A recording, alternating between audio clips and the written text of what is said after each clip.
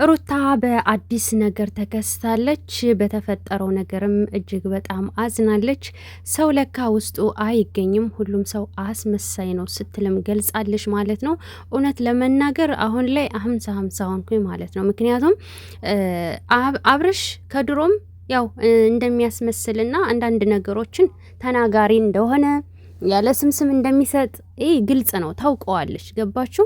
እና ምናልባት ከፍቅር ጋር ጓደኛ እየተባባሉ ምናልባት አሁን ከአብርሽ ጋር ስለምትመጣ ክህደት ተፈጸመብኝ እኔ ጓደኛ እያልኳት ብላ ይሆን ብዬ አሰብኩኝ ማለት ነው። እና ዛሬ ደግሞ ፍቅር ከዳጊ ጋር ማፈቅረው ሰው አለኝ ብላ እንደተለያየችው እያወሩ ነው ልጆቹ ማለት ነው። እና ዛሬ የለቀቀችው ቪዲዮ ያው ይሄንን ልብስ ለብሳ ነው።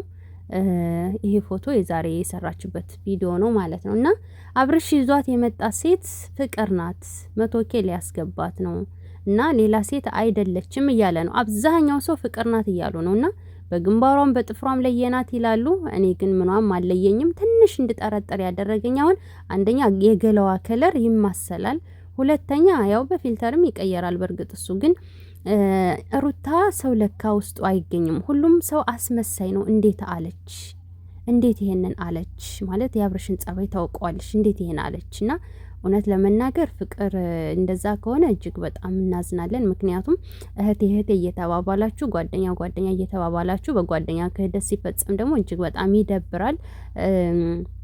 ያው ሩታ ጋር ጓደኛ ባትሆኑ ኑሮ አሁን ላይ ችግር የለውም ነበር። አብርሽ ጋር ብትመጡ ምናምን ጣጣ የለውም ነበር። ግን ደግሞ ጓደኛ እየተባባላችሁ ከሆነ እጅግ በጣም ያሳዝናል። ግን እስኪ ቪዲዮ ሲለቀቅ ደግሞ አይተን እንፈርዳለን። ምክንያቱም አብርሽ በዚህ ይመጣል ስትሉት በዚህ ከብዙ ሴት ጋር ፎቶ ይነሳና ከዛ የማናቃትን ደግሞ ይዞ ይመጣል። ሊቀይራት ይችላል።